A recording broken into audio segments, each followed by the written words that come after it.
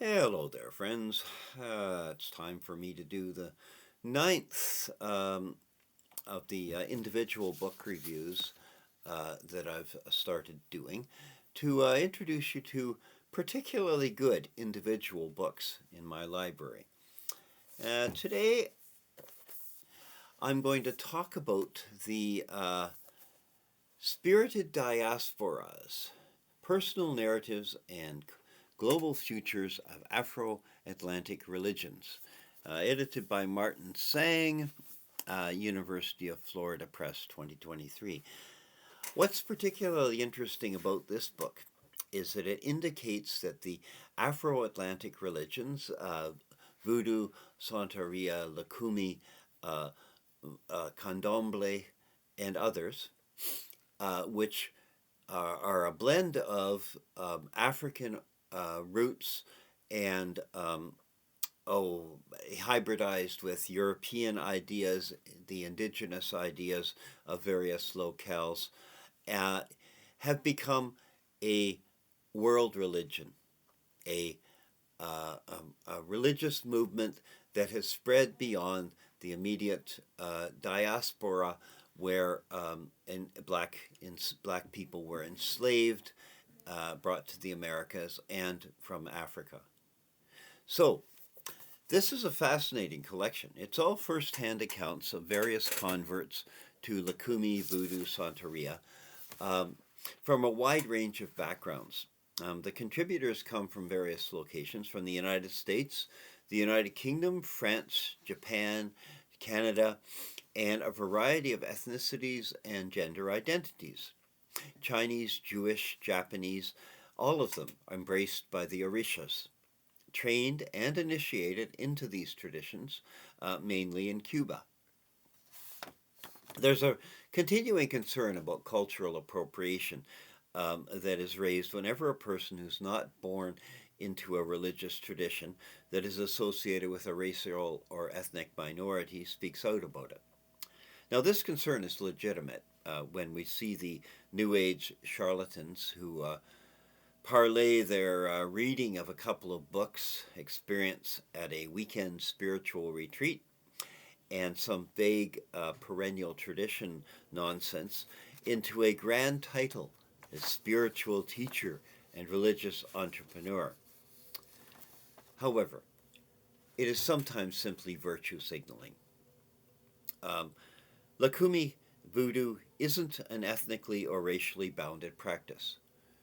It would be rather ridiculous for it to be an ethnically or racially bounded practice because it results from the coming together of numerous African nations. The people kidnapped from Africa and sold into slavery did not come from one place, one community, one religion.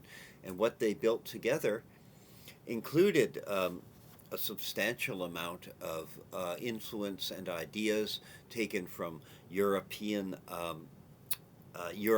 magical traditions, spiritualism, uh, encounters with indigenous peoples. It's yes, it always has included some practitioners of a range of ethnic and racial designations. If someone has undergone the training and is accepted as an initiate into a tradition by the people of that tradition, I think that really has to settle the question of whether they are legitimate or not. It's not for outsiders necessarily to have any say at all. Spirited Diasporas is a collection of the personal stories of these contributors, how they came to be called by the Orishas, including personalities, the people that they met, conflicts and difficulties, some details of ceremonies. It's not only scholarly, but it's principally personal. It's centered on the experience of becoming interested, getting chosen by an Orisha, and how their lives were changed. I would read it as a companion book to Lynn Carr's excellent ethnography, A Year in White, from Rutgers University Press 2015, which deals principally, or exclusively actually, with converts to Lukumi and Santaria in the United States. And the titular year of wearing only white clothing, as well as other restrictions in diet and behavior which new initiates into that tradition undergo. But back to this book. The key insight of this particular volume is the transnational reality of Afro-Atlantic religions, whose influences and teachings are now sought out far from their original geographic roots, and the inherently dynamic change and growth within the traditions resulting from this broader geographic spread and new influences that are beginning to come in.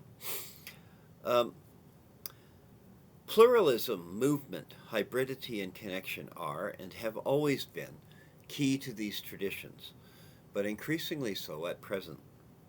Rather than being preserved since time immemorial, which nothing really has been, they, like all religions, are adapted by practitioners to serve their needs and as prompted by their relationships with the gods. The introduction gives a summary of the scholarship, as well as debates within the Academy about these religions, and an outline of common features of their theologies. There's a focus on a healthy life rather than an afterlife, on divination and personal relationships with deities. And then there's a brief discussion of history and differences between the various streams of Afro-Atlantic religions, Candomblé, Lukumi, Santaria, Voodoo, Palo, and the various streams of African and European religions and occult practices that came together into them, and the bare outline of initiation rituals and requirements, which Carr goes into in rather more detail. Then follow 12 chapters of personal stories and insights.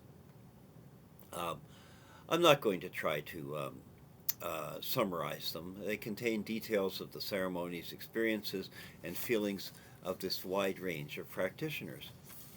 There was a couple of them that I found particularly interesting and would like to draw your attention to. Yoshiaki Koshikama on practicing Ifa in Tokyo, with his reflections on the Loa as similar to the Kami of indigenous Japanese religion. Eugenia Rainey's discussion of differences in Lukumi, an ongoing discussion inside Lukumi around Catholicism, whether they should emphasize themselves as a Catholic religious movement or as a pagan African religious movement. Belia, Mayeno Savendra's beadwork analogy in her discussion of healing practices in the religion and the tedious work of preparing for a ceremony. These ceremonies are often elaborate and require a whole bunch of time and effort and material to set them up and perform them. Now, if you were looking for a grimoire, this is not it. But if you want to understand on a personal level what has drawn people to the Orishas and to the Afro-Atlantic religions, how they nourish their souls, I must say, this really is a lovely book. I'll just wave it at you one more time. Spirited Diasporas. Okay, everybody, take care. Bye-bye now.